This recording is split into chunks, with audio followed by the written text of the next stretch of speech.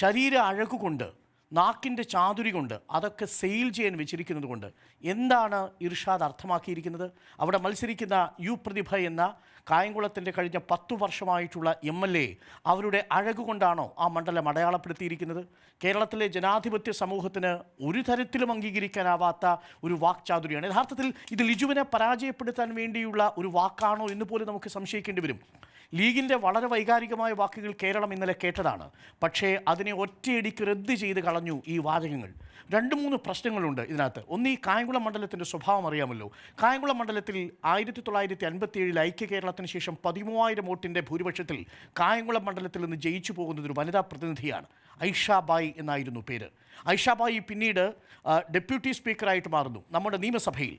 രണ്ടാമതും ഇതേ ഐഷ ബായിയാണ് കായംകുളം മണ്ഡലം തെരഞ്ഞെടുത്ത് അയക്കുന്നത്. അന്ന് 1300 മറ്റോ വോട്ടിൻ്റെ ഭൂരിപക്ഷമാണ്.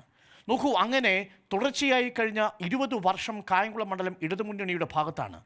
അവിടെ കഴിഞ്ഞ 10 വർഷമായി കായംകുളത്ത് ഈ MLA യു പ്രതിഭ നടത്തിയ എല്ലാ നേട്ടങ്ങളെയും ഒറ്റ വാചകത്തിലൂടെ റദ്ദ് ചെയ്യാനല്ലേ അദ്ദേഹം ശ്രമിച്ചത്?